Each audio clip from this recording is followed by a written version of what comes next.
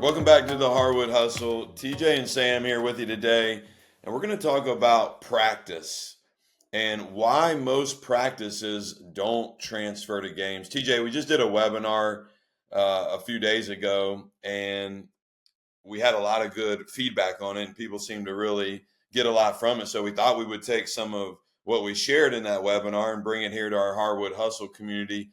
And so that's the title of this is why most practices don't transfer to games. And we want to give you three really core values or ways to approach practice so that you can run better practices as a coach.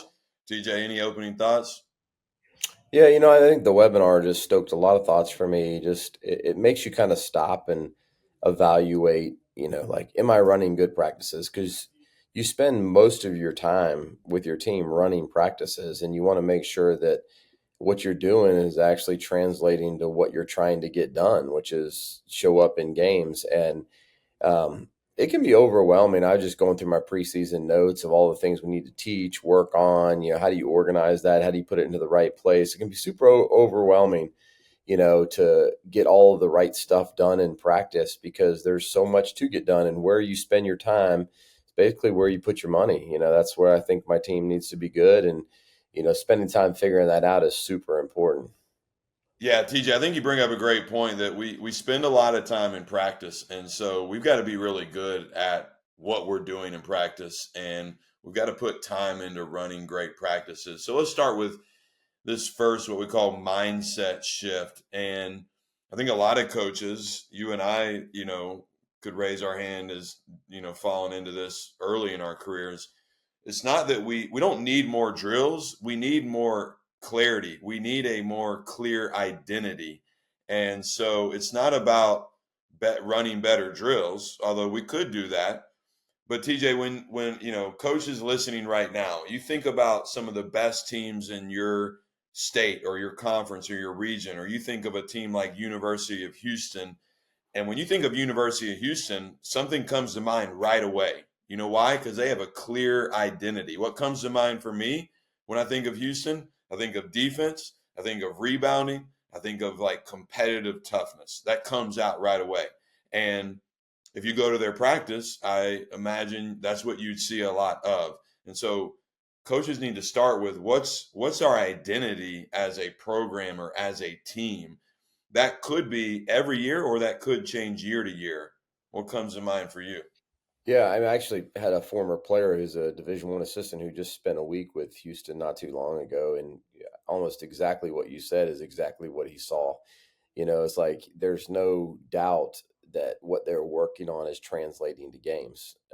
They're doing the same things you see on TV every day in practice. Like there's a reason that it's happening.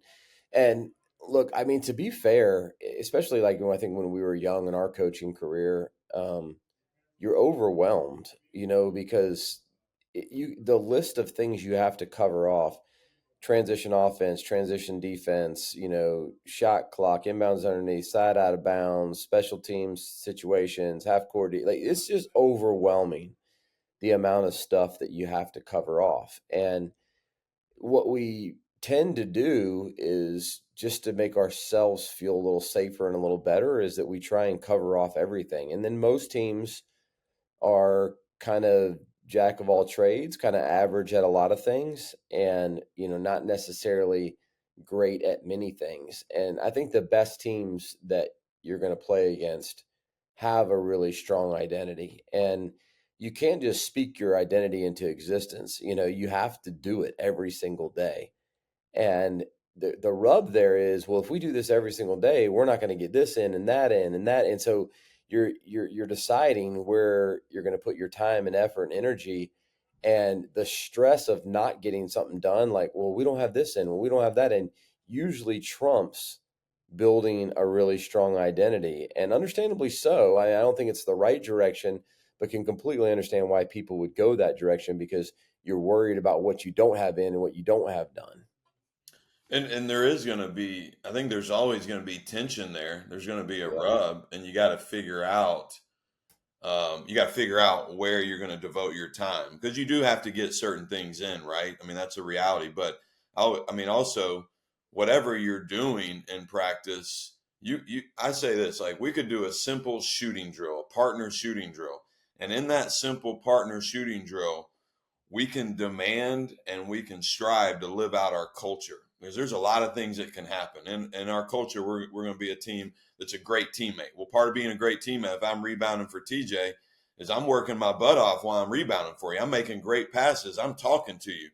That's hard to do. Most programs don't do that. They just kind of lazily throw passes, kind of casually go get rebounds. It's very casual. But you could take a very simple drill and say our identity is we're great teammates. We're an hour and a half into practice, and we're going to be tough enough to hustle after rebounds. And so I think back to this, there's going to be a little bit of a rub. Let me ask you this question.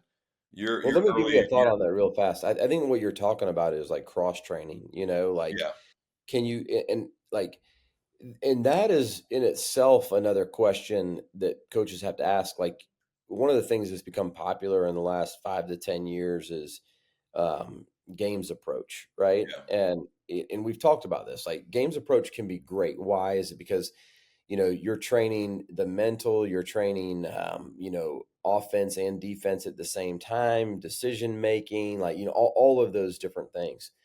I've also seen games approach be really bad for teams because they do is the games approach, and they don't have the fundamental skills necessarily to succeed in those games, right? So they got to go back and they got to do some fundamental. And so, I think when somebody goes all in on like games approach only, or more skill work and less play, or when you go like, it's really hard to go all in on one, in my opinion, and really create a balanced team, a team that can both get better and learn through the process and go back and correct what they need to do. And so, same thing when you're talking about culture, when you're saying like, hey, adding this culture in, and I've seen teams go really heavy on the whole drill becomes about energy and whatever, and then you're forgetting about technique, and you're forgetting about doing the little things right, now how to shoot the ball, and then all of a sudden you have a really hyped up gym, but you have no precision, and they're not becoming better shooters. And so I mean, I don't have all of the answers, but I do think it's important that that's a question or a rub that every coach deals with, is like, what is the right amount? It's almost like cooking, like what's the right amount of flour, the right amount of sugar? Like, we're constantly in pursuit of getting the ingredients right. yeah, and yeah, good point there. And I think one other thing worth mentioning that we mentioned the other night is, a lot of, let's say a team's going to practice for 90 minutes. A coach may do 15 different things for 6 minutes each. Maybe that's the right thing to do for that practice. Or maybe their team and that coach would benefit from doing three things for 30 minutes each, or six things for 15 minutes. So going a little deeper and not as wide. And again, that goes back to like, we feel like we got to check all these boxes.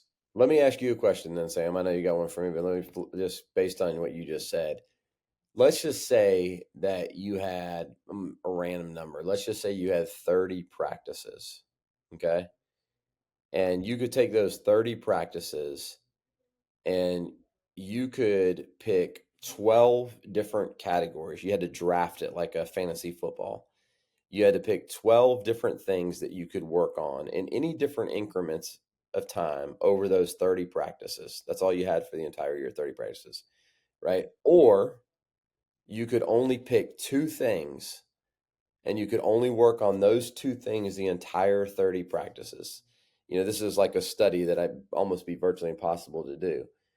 But in your opinion, what team would come out better if every minute of the 30 practices was devoted to just two concepts, or you had those 12 broken up over 30? Like, what team? And I don't know the answer, but what team do you think would come out better and more successful? well, I kind of have a question back for the question, because like when you say two things, I mean, You could choose, let's just say, like, you could choose half court. You have to be specific. You get half court defense and transition offense, right? Let's right. say you pick those two things, but you can't just say, "Hey, defense, we're going to work on everything, rebounding." Da, da, da. Like, if you just pick half court, defense and full court transition, right?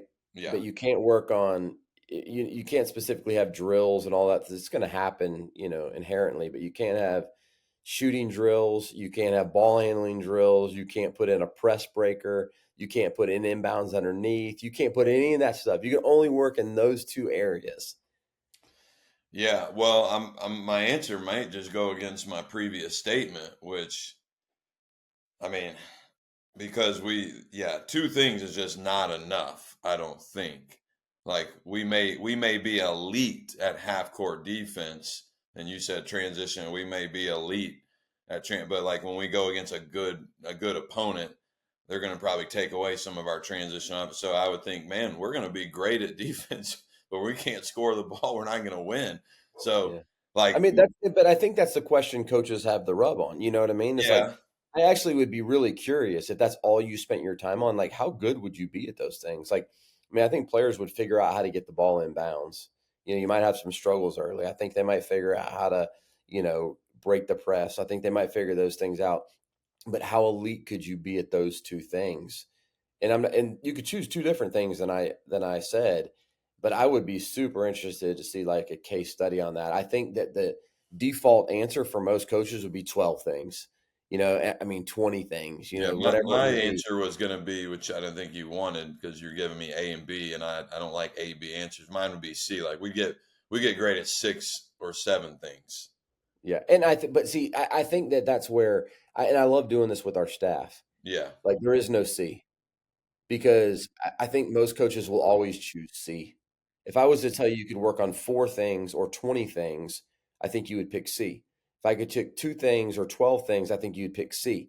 And I think most of the time, like coaches can get better by putting themselves to there is no other way. The whole burn the boats, burn the ships. Like, well, if you had to burn the ships, you could only be great at 2 things. I actually think it might work out better than people think. And we would typically, in almost every coaching meeting I've ever been in, C would be the common answer. And I don't actually know that that's true. Like when you look at successful business people, a lot of them have just burned the ships on one thing.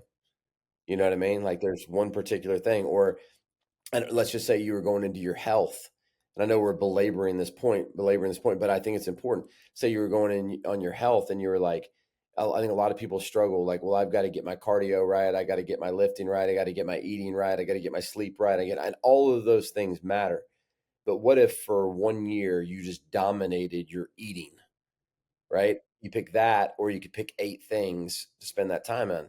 I would be shocked if it almost didn't work out better just to dominate one thing, because I think most people will fail, give up, get tired, go because there's so much to cover off in getting healthy. yeah, I agree with that. Like you could go that break it down to individual skill too, right? Like I think of Tony Parker that played for the Spurs, right? He was a dominant right hand going right with his right hand. Well, that worked out pretty well for him. Or great shooters who don't go spend their off season working on finishing. They go work on becoming a special or an elite shooter, and there's value in that too. So yeah, Let, yeah, let me, I'm going to belabor it one more time. All right. Let's just say all season long, you were allotted 30 minutes of player development in every practice. And in every practice for that player development, you could work on only shooting, or choice B is you could work on everything but shooting, but you could never work on shooting. Right? Like, yeah, I'm picking shooting. okay, so listen, so you're picking shooting, but most people will go in there and let's say you have 30 minutes. They might put more time into shooting like 10, but they're spending 20 minutes on all of the other stuff Yeah. besides shooting. So you're really kind of far off from your answer. Like people would be most, like shooting really matters in player development. And if all of your team worked on was shooting, I think they would be better than if you worked on everything but shooting. But most people will choose C, and they'll do 8 minutes of shooting, 4 minutes of ball handling, 6 minutes of passing, whatever their player development is. And the question, I think the point being is like, is that actually better, or are you just covering off your butt that you have everything covered in your player development? Yeah, I think it's a good point. I think also, back to the idea, there's a couple things here. Coaches need to get clear on what do you want your identity to be, and then to align everything towards it. That was going back to the question I was going to ask you. You're in the preseason, and what do you think your team's identity this year is going to be? I feel like, before you answer that, every year you want your identity to be, and you correct me if I'm wrong, when as I watch your teams over the years, you want your teams to be tough. You want them to be smart on in terms of basketball IQ, like taking good shots, not making stupid fouls, making the right decision with the ball in your hands. And you want a team that's going to play together and play for each other. I feel like that's your identity every year. Am I right or wrong? Is that the same this year? It's interesting because we have like 8 freshmen in our top 13, and so like I don't like to pigeonhole myself into like this is who we're going to be. I think it's hard to get away from the things you believe most deeply, right? And so those have obviously been things that I've believed pretty deeply for a while, but I also don't want to, at the sake of just because I want to have a team have that identity. I'm trying to discover our identity a little bit by like what are our strengths and what are we good at, and what do we need to be good at. I don't think I'm a pessimist, but I often come from this position on what we're going to be good at is what will get you beat, like what loses basketball games. And I think those things haven't changed that much over time. And so I think we go in at different levels on those areas, but what are the things that will get you beat drives a lot of where I think I build what we're going to work on in practice every day. Yeah. Well, there's a lot more we could say, I think, on this topic that, as we were unpacking. I feel like we could probably just do a whole episode or show on that. But we'll move on to this second one. And here it is. This is a second mind shift too, and that is discipline equals freedom in practice. And what that means is the better you prepare for your practices as a coach, that it allows you more freedom in your practices to adapt when you need to adapt. And I say most coaches, and we said this the other night, TJ, is most coaches fall into one of two categories. Maybe they're over prepared and too rigid. They've got their practice plan and they're not going to break from that practice plan. We're moving on to the next thing at the moment that it says 202. All right, we're going to that next drill. And or you're a coach who just wings it too much and you don't do that much preparation at all, and so you don't really get done what needs to get done. And I think what we would say is you need to be highly prepared and then highly adaptable. What would Mhm. you say? Yeah, I agree with that. I think that uh, the older I've gotten, probably the more we adapt. And I think because your feel changes, you see things differently more in the moment. I would actually advise younger coaches maybe to be a little bit more onto their practice plans and then go after and evaluate after practice, whether you watch film or whether you see, and then adapt the next day because you could waste a lot of time um, adapting in that moment. And maybe you saw something not quite how it is. And so I think that, but as you get older, I think you can oftentimes go the other way, just get reliant on what you know and get completely away from practice plans. And I think both can be a little bit dangerous, but I do think, like most fights, go in with a good plan, but then some things happen and you got to be willing to adjust how you fight, and I think that is true of practice too. But there's enough practices and enough time with enough preparation. I don't think it should be an 80% shift in practice. You made a practice plan for a reason. You got the intel and the data on the things you're not doing well, the things you need to improve on, feedback from assistant coaches or whatever. And so I think going in with a practice plan and then changing 80% of it doesn't make a lot of sense if you've done the pre-work to create a good practice. Yeah, and I think what we're saying here too, to be real specific for coaches listening, is let's say you're in practice, you're doing a drill or some sort of competition, the energy's not where it needs to be. Well, your practice plan says in 4 minutes we need to move and work on our transition defense. But the reality is, right now in your practice, you're not getting good energy. Your culture's not in the right place, and you're going to have to stop practice and either challenge, inspire, or change the drill to do a drill that's going to elevate energy or elevate competition at practice. So I think that's what we're saying, or maybe You're Yeah. not. One more example on that is like maybe you're in a drill and the precision, the attention to detail is not good. Well, you could go the next drill, but the players aren't learning the importance of the attention to detail. That's I think those are the things we're more talking about. Yeah, I think what you need to know is like your non-negotiables, like going into practice. Like I'm pretty simple about that. Is like there's two things that are going to piss me off: bad teammate and bad attitude. Like just bad effort, bad. When I say bad attitude, I mean like bad effort, bad what. Like those two things right there will change the trajectory of practice drastically. Mainly because you have bigger problems than X's and O's if you have bad teammates and you have bad energy. That needs to change everything. Now, we work on that a lot, and that's not a typical problem. So there might be two practices a year where it changes, 90% of what we're doing because of an attitude and effort or whatever.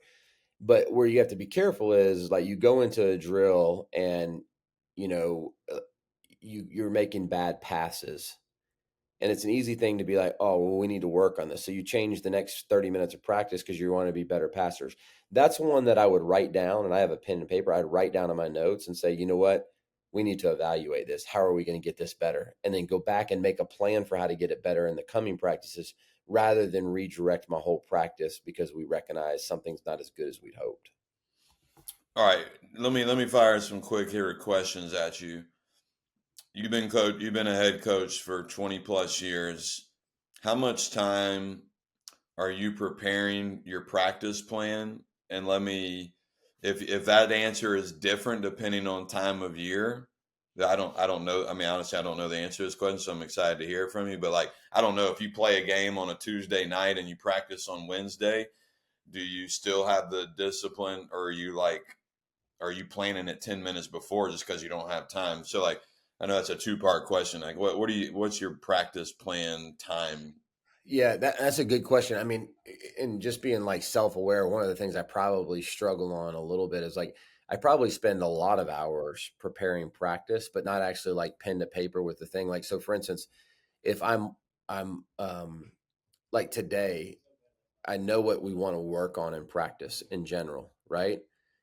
But I've also been watching videos and practice film and all of this other stuff. So I think that's practice preparation. Like, what are the teaching points that need to go in there? Why are we actually not doing well at this? Because that'll drive, do we need to spend 10 minutes on this drill because this is a real problem? And so, actually, like pen to paper, probably 30 minutes is what I'm doing.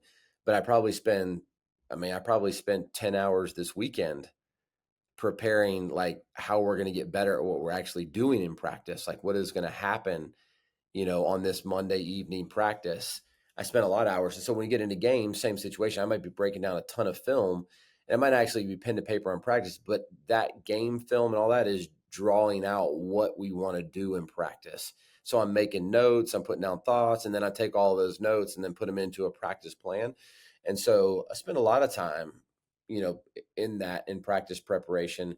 Probably not enough pen to paper, but I have about a book of notes trying to get ready for that practice. Well, that's your process, so it seems to work for you. Whereas me, I would probably spend more like pen to paper, or I type mine out and I'm thinking through things, and then I get something on paper. I look at it, it's like I need to take 5 minutes off this and put it to 5 minutes somewhere else. You know, I think I think that's really important. You also I mentioned, we share this with our PGC coaching members, but you kind of have a cheat code, TJ, because you develop this massive practice planner that allows you just to go into a template, and you've got, I don't know, dozens of drills.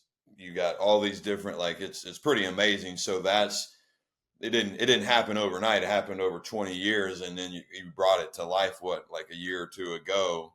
And so Yeah. that helps you a lot too. Yeah, well, I think every coach should do it. I mean, I know our coaches have really enjoyed it because it's helped them, but like it continues to be refined. I think about it like this: is like every year that practice planner should be better. And so like for instance, if we find a better passing drill than one that's in our top five, we put it up in the top five and drop one below the top five because I want to spend the most time on our best stuff. So if we have if we have we probably have 40 team shooting drills, but I want to spend the most time on the 3 that we think are the best. And so I rank our drills, and as they go up and they go down, like each year we're evolving and getting better. And I think it goes back to the one thing we probably said 100 times on this a podcast is, some coaches coach one season, you know, for 30 years. Some coaches coach 30 years. They only coach one season. They just do the same thing over and over again. And I think that whole practice planner is just a pursuit of getting better every year. Yeah. And if I was to look back at our practice planner 10 years ago, I'd probably be embarrassed.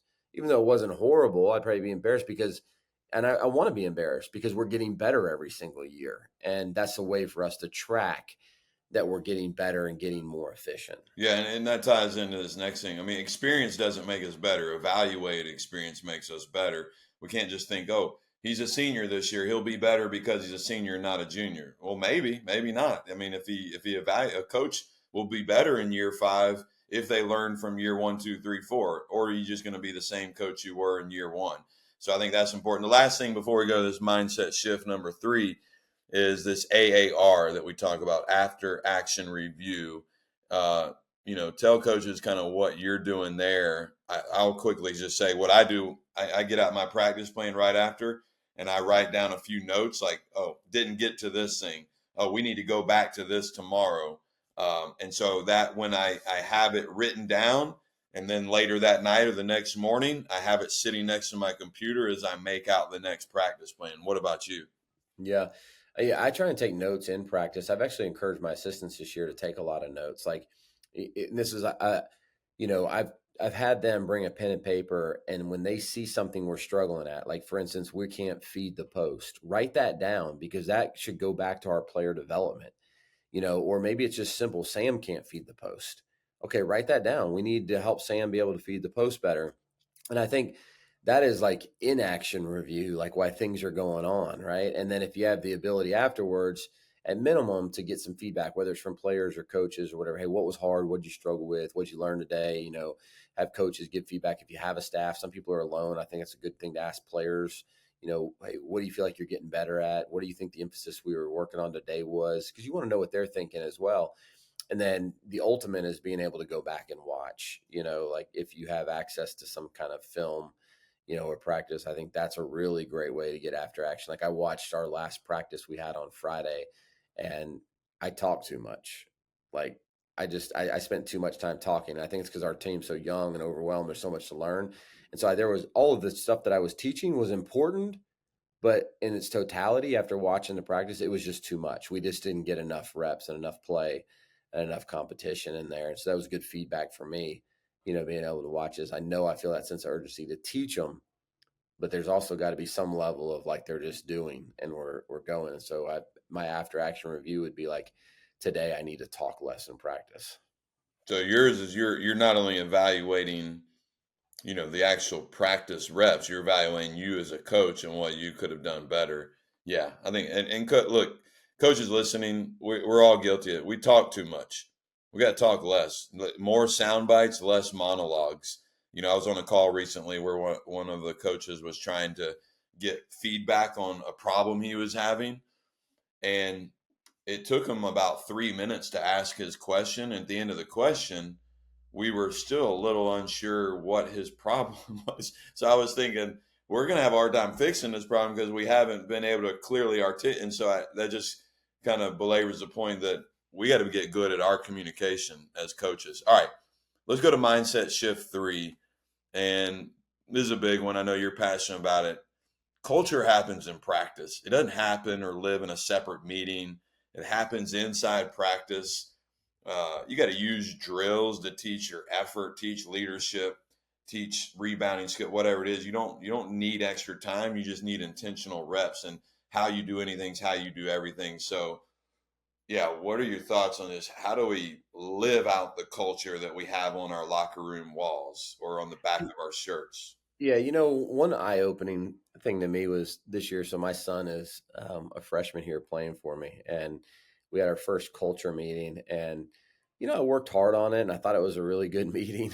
And everything. I asked him, I was, hey, so what do you think of the meeting? He's like, yeah, it just felt like another family meeting, like what we're doing at home. And so it was like, oh man. But when he said that, it actually helped me to reflect on, like, those family meetings that we have, I think are important. The team meetings I think we're having are important. But in reality, like, my kids seeing me live out what I do, whether it's loving them or praying for people or helping people or having a bad attitude, and whatever it is that they're watching. Your old saying, you probably said that to me 20 years ago, character is better caught than taught. And so I think the same applies, like, in coaching, and a lot of times we want to go do these things that build culture that we think are going to solve the problem. But in reality, like, the biggest impact we're going to make on our kids and the people around us, how we live every day, how we interact, what we say, what we do, like, all of those things are going to be more important than our mantras and all that other kind of stuff. And so that was really eye opening to me when he said that. I was like, yeah, you know what? This probably was just another meeting for an 18, 19-year-old. I think there's some good stuff in there, whatever. But it just drove home the fact and reminded me that we need to go live things out very well every single day.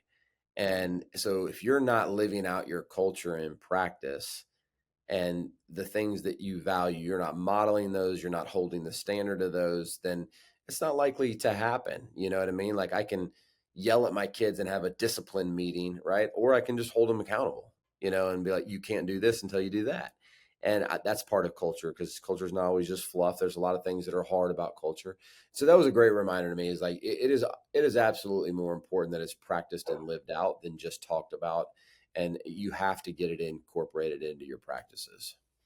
When I think about this too, TJ, you and I got to see Don Meyer at clinics. You got to know him a little bit before he passed, and he was the coach of coaches, right? I mean, that's where the top coaches went to learn from him. And one thing I remember hearing him say 20 years ago to clinic is practice, like practice every day like you lost your last game.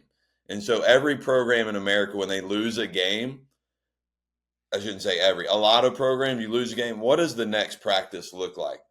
Coaches are more focused, more energized, more on top of the details. Like, they're coaching with urgency and passion and fire, maybe too much at times, right? Too much fear based stuff. But the point is, let's coach every day like that, and I know there's some nuance to that. It's not completely black and white, but I think coaches need to live out that culture every day. What matters most, and just make sure we're doing it. We talk about the SHAPE acronym. I think you put this on your practice plans too, right? SCHAPE, spirit, communication, hustle, approach, precision, enhancement. And so you put a letter, I think you do, you put a letter by each drill of what letter of shape we're focused on, right? Yeah, it's just important, like, and that acronym has it's been ingrained in me for a long time. And I'm not that you could use other acronym, you could use a lot of different ways. But, like, if you were to do something, I say this all the time, if you were to do 3-on-2, 2-on-1, or 3-man weave, or any drill you wanted to, for 4 minutes, and the most important thing in that drill was precision, like on time, on target passes, footwork, finishing with the proper hand, whatever. If that was everything was about precision, you're going to get a certain thing out of that drill. If you do it again tomorrow and everything is about communication, so you're calling names, you're communicating the outlet, you're going through it, you're going to get something different out of that drill, right? And so being intentional, and same if it was all about energy, like the whole sideline was hyped up and you're going, and it's fat, we're trying to get a certain number of layups, like, you're going to get a certain thing out of that. And so I think it's just a good reminder, and it helps also with our staff to know, like, what is the most important thing in this drill. Because if we go into 3-man weave, and we don't run that much, but I'm just saying we go into a 3-man weave, and one of our assistants is yelling, we got to communicate. And another one's telling them we got to go, hit him in the shot pocket and on the run. And another coach is talking about, like, whatever. If we have 5 different emphases on there, like, it's really kind of hard to lock in and be great at something, or develop, not even be great, to just grow it. And so, like, another example would be like shell drill. Sometimes we do shell drill and we slow it down to about 25 to 50%, walk through it. But the whole thing's about communication. Well, if you throw a shell drill in full speed and everything's about jump to the ball, hand up, close out this way, communicate, like players can't do that, right? And their communication sucks. And so if we're going to go do shell drill and the emphasis is communication, we're going to operate that different because I want to have to build up their ability to communicate in real live game action. So this is a great example, Sam, of things that don't actually translate to games. Communication is one, right? And because they don't know what to say, they don't know how to say it, the game's happening too fast. Like if you want them to actually communicate in games, you're going to have to put time into that. Most coaches probably leave frustrated. Like I tell them to talk all the time and they don't do it. You probably haven't spent enough time, intentional time, to actually build communication into your practices so that it translates to games. Yeah, that's kind of a good circle back to how we started, which is, yeah, why aren't practices transferring to games? So I think one of my last point here, and then let you close it out, is like when you say yes to something, you're saying no to something else. So in your 2-hour practice, when you say yes, I'm going to do whatever for 15 minutes, you've said no to something else, and just being aware. And so you may think you need, hey, we need 4 more quick hitters on our transition, our secondary break. Well, do you? Because to put in 4 new quick hitters and to do it with precision and energy and execution, that's probably going to take a significant amount of effort and time. What if you'd be better off going back to that University of Houston, like, nah, man, we're going to go work on defense, rebound, and competing. We're going to work on all 3 of those things in one drill and just get really great at that. And TJ, me and you aren't telling coaches where they should put their time. We're simply trying to say, hey, think about where are you putting your time? And we're passionate. I mean, that's why we give away so many of these free resources. We're passionate about seeing coaches, practice and perform well in games. And so, yeah, hopefully this served coaches today. Yeah. And I'll finish up with this thought, Sam. I think that there is no exact right answer here, but the better you get at this, the better your practices are going to be, and the better your practices are going to translate to games, the more they're going to translate. And so these are the kind of questions and things you should be searching through. Like, how do I make my after practice reviews better? How much time do I want to spend on X, Y, and Z? How did it go for me last year when I put all this time into it? Like, you're constantly asking these because you're trying to refine your process and get better at it every single year. So it's not meant to be like, oh, this is overwhelming, or to be like you're doing it wrong, or, because there is no one answer to this question. But getting better at this and making your processes better, making your decision making better, spending more time on things that translate because you got better at it, that's what's important. And so, I think it's a good time to pause, walk through some of those things, develop what you need or put in place what you need to be able to get better at those things so that you grow as a coach.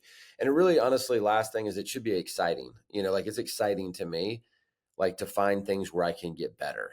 And I think if you're not pursuing getting better at this stuff, then you're probably getting stale, and if you are pursuing this, you're probably frustrated because you're like, well, I'm not good at this. I got to get better at this. And don't be frustrated. That's okay. Same thing we would say to our players. You're just getting better. And that's the pursuit we should be in as coaches, is just constantly getting better. So, Sam, great topic. We could go on forever about this. I know that was one of our longer topics because there's just so many thoughts. And it's such an important topic when you think about actual coach development. Like I want to get better at my craft. So, yeah. Hey, coaches, appreciate you listening. Appreciate you diving in and digging into getting better. If you got any thoughts, hit us up at hardwood_hustle. He is Sam. I am TJ. We are the Hardwood Hustle. Thanks again for tuning into this episode of the Hardwood Hustle, where we believe in the value of a coach. Be sure to check us out on Twitter and Instagram at hardwood_hustle to stay up to date on the latest episodes and share your thoughts with our coaching community. From the Hardwood Hustle team, thanks again. We can't wait to be with you again next week.